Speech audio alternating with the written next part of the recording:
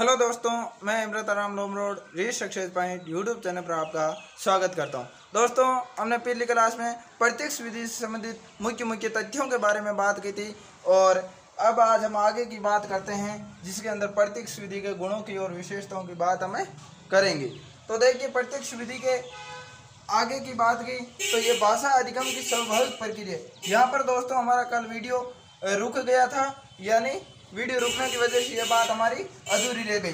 तो भाषा अधिगम की स्वाभाविक प्रक्रिया पर आधारित है, यानी यह विधि है जो प्रत्यक्ष विधि है वो भाषा की किस प्रक्रिया पर आधारित है? स्वाभाविक प्रक्रिया पर आधारित है।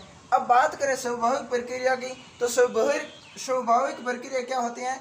भाषा का तात्पर्य बोलने से है, न कि लिखने से। यानी भाषा की स्वाभाविक प्रक्रिया होती है कि भाषा को हमेशा बोलने से लिया जाता है, न कि लिखने से। जितनी भाषा हर एक माध्यम में काम आती है, संप्रेषण करेंगे, आप अपने बातचीत करेंगे तो वहाँ पर आपको किसका काम आएगा? बोलने का काम आएगा।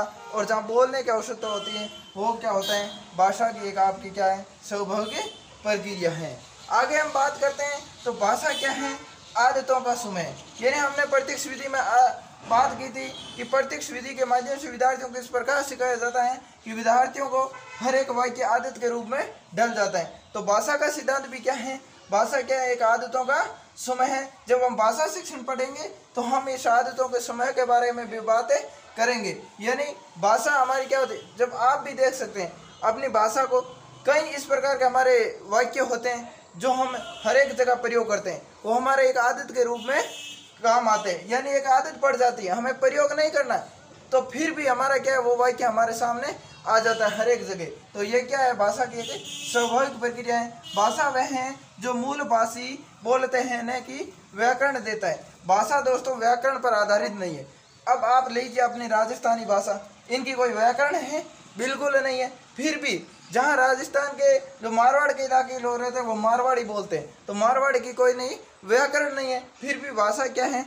मारवाड़ी। यानी जो मूल भाषी, जिस स्थान पर जो लोग रहते हैं और जिस स्थान उनकी भाषा है, वो जो लोग भाषा बोलते हैं वही भाषा होती है, न कि किसी व्याकरण की देन है भाषा। आगे बात करें तो प्रत्यक्ष विधि के लक्ष्यों की बात करें तो प्रत्यक्ष विधि का लक्ष्य क्या होता है? भाषा शिक्षण के माध्यम से शिक्षार्थियों में क्या करना? भाषा व्यवहार को पुष्ट करना। यानी प्रत्यक्ष विधि का एक उद्देश्य है, लक्ष्य है कि भाषा शिक्षण, हम भाषा शिक्षण के माध्यम से विद्यार्थियों में क्या करना? भाषा व्यवहार को पुष्ट करना। भाषा व्यवहार की पुष्ट करे की बात करें तो यानी विद्यार्थी कहीं भी जाए, किसी भी जगह जाए, वो क्या करे? अपने भाषा के व्यवहार को प्रकट करे। तो इस प्रकार का लक्ष्य किसका है? प्रत्यक्ष विधि का। प्रमुख उद्देश्य दोस्तों, यह उद्देश्य कई बार पूछा गया है। भाषा कौशल की दक्षता प्रदान करना। यानी प्रत्यक्ष विधि का उद्देश्य क्या होता है? भाषा कौशल का दक्षता प्रदान करना। यानी कई बार पूछ लिया जाता है कि प्रत्यक्ष विधि का मुख्य उद्देश्य क्या है, तो वह है भाषा कौशल की दक्षता। आगे प्रत्यक्ष विधि से व्याकरण अनुवाद विधि। कौन सी विधि? व्याकरण अनुवाद विधि के दोष दूर होते हैं। दोस्तों, यह क्वेश्चन भी कई बार पूछा है कि प्रत्यक्ष विधि किस विधि के माध्यम से व्याकरण अनुवाद विधि के दोष दूर होते हैं? तो प्रत्यक्ष विधि के माध्यम से होता है। और जो प्रत्यक्ष विधि से हम ज्ञान प्राप्त करते हैं वो स्थायी होता है। स्थायी दोस्तों होने का ही है। जब हमने पहले उदाहरण की बात की कि कै को सिखाने के लिए आप कबूतर का चित्र दिखाएंगे। एक बार अगर आपने कबूतर छोटे बच्चे को दिखा दिया तो वो कबूतर क्या होगा? स्थायी रूप से क्या होगा?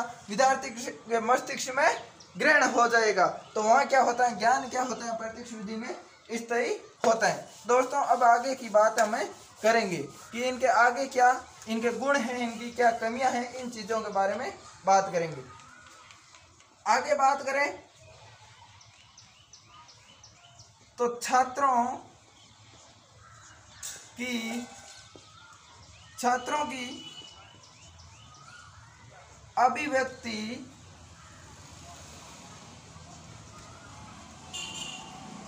का विकास होता। यानी इस विधि से माध्यम से क्या होता है? छात्रों में अभिव्यक्ति क्षमता का विकास होता है। यानी अपनी बोलने की क्षमता का विकास होता है, अपने विचार व्यक्त करने की क्षमता का विकास होता है। आगे हम और बात करें इसके गुणों की तो छात्रों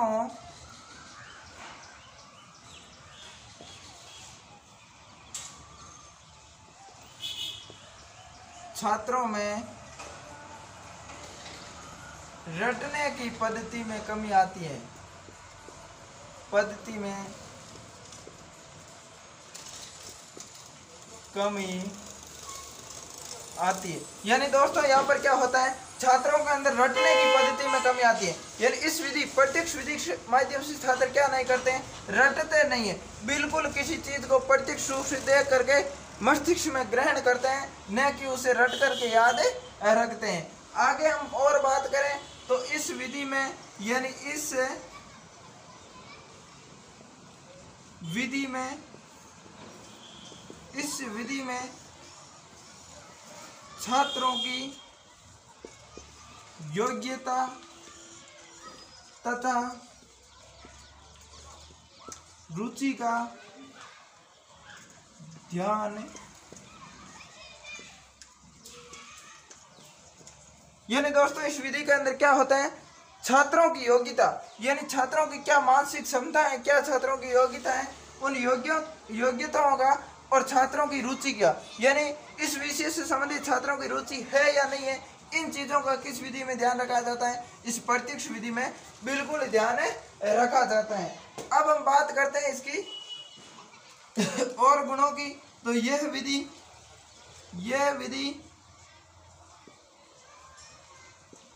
प्रतिभाशाली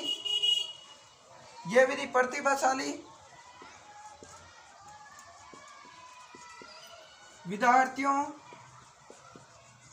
के लिए उपयोगी, यानी किन विद्यार्थियों के लिए ये विधि उपयोगी है, प्रतिभाशाली विद्यार्थियों के लिए क्या विधि है, ये उपयोगी है। अब बात करते हैं हम आगे की, जिसके अंदर क्या पढ़ेंगे, प्रत्यक्ष विधि की कुछ मुख्य कमियां हैं, उन कमियों की भी बात हमें करेंगे। तो दोस्तों सबसे पहले एक आप नोट लगा करके बात लिख लीजिए, कि प्रत्यक्ष विधि का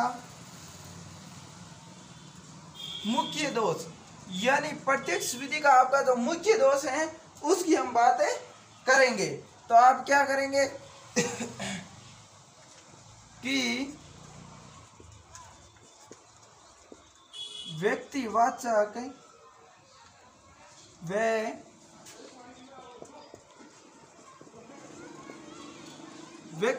व जातिवाचक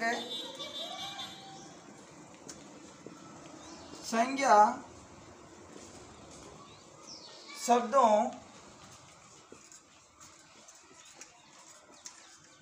को तो प्रत्यक्ष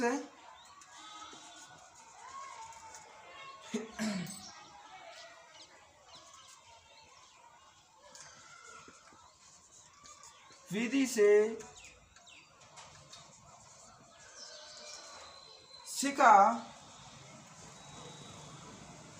सकते हैं, लेकिन यानी आप क्या कर सकते हैं, प्रत्यक्ष विधि का मुख्य दोष में व्यक्तिवाचक और जातिवाचक संज्ञा को शब्दों को तो प्रत्यक्ष विधि से सिखा सकते हैं, लेकिन भाववाचक संज्ञा शब्द और विशेषण शब्दों को नहीं सिखाया जा सकता।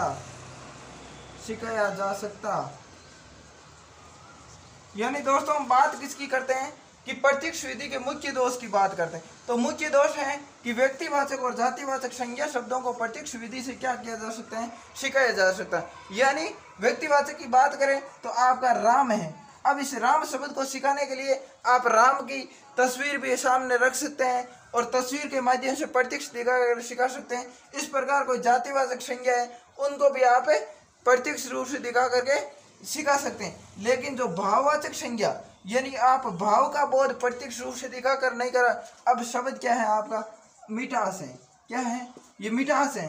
अब इस मिठास को सिखाने के लिए आप क्या करेंगे,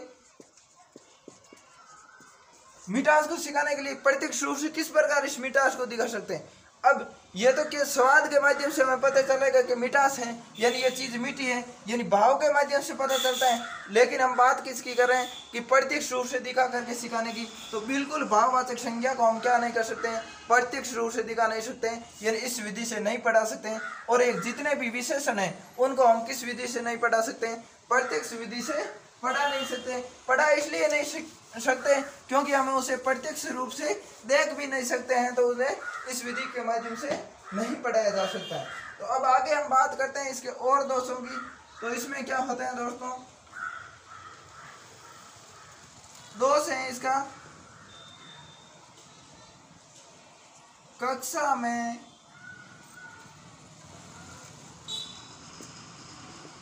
उस भाषा का प्रयोग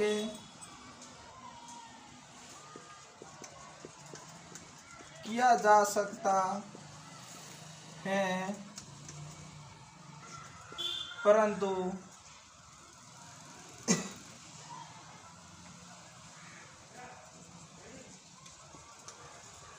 परिवार एवं समुदाय में, परिवार एवं समुदाय में छात्र मातृभाषा का प्रयोग करते हैं। यानी दोस्तों इस विधि के माध्यम से क्या होता है, कक्षा में भाषा का प्रयोग किया जा सकता है। अब आपको इस प्रत्यक्ष विधि के माध्यम से कक्षा में संस्कृत पढ़ाई जा रही है, तो आप संस्कृत बोल सकते हैं, हर एक विद्यार्थी को समझ में आएगा और अध्यापक को भी क्या होगा, समझ में।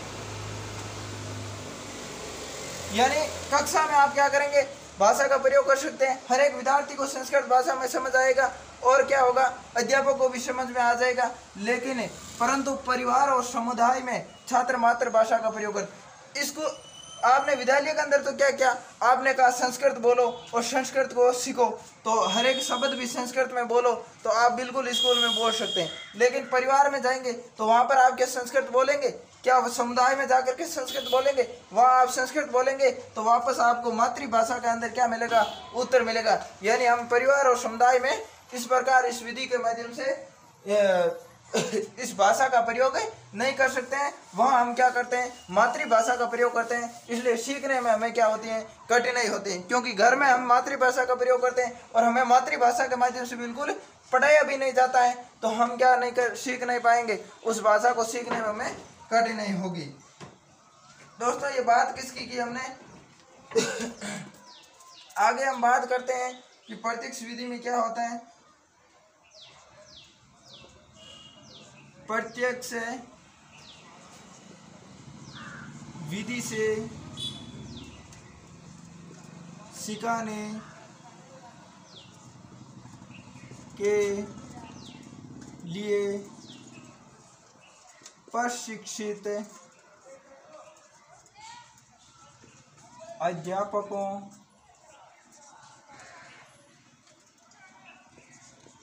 का अभाव, यानी हर एक जगह प्रत्यक्ष विधि से पढ़ाए जाने वाले प्रशिक्षित अध्यापकों की आवश्यकता होती है और उन अध्यापकों को हर एक विद्यालय के अंदर उपलब्ध करना संभव नहीं है। इसलिए इस विधि में क्या होता है, प्रशिक्षित अध्यापकों का क्या होता है, अभाव होता है। तो दोस्तों ये बात थी हमारी प्रत्यक्ष विधि की, जिन्होंने हम 2 क्लासों के अंदर पूरी की और अच्छे तथ्य हमने प्रत्यक्ष विधि के देखे। तो लगातार दोस्तों हमारे साथ जुड़े रहिए, हम लगातार आपको 40 से 45 शिक्षण विधियाँ इसी चैनल पर उपलब्ध कराएंगे। और जिन विद्यार्थियों ने पीछे की शिक्षण विधियाँ नहीं देखी, वो हमारी संपूर्ण शिक्षण विद्या नाम से प्लेलिस्ट बनी हुई है, उसके अंदर जा कर के देख लीजिए। और हमारे चैनल रीच सक्सेस पॉइंट को लाइक करें, शेयर करें और ज़्यादा से ज़्यादा सब्सक्राइब भी करें। तो दोस्तों आज के लिए आपको इतना ही, तो धन्यवाद।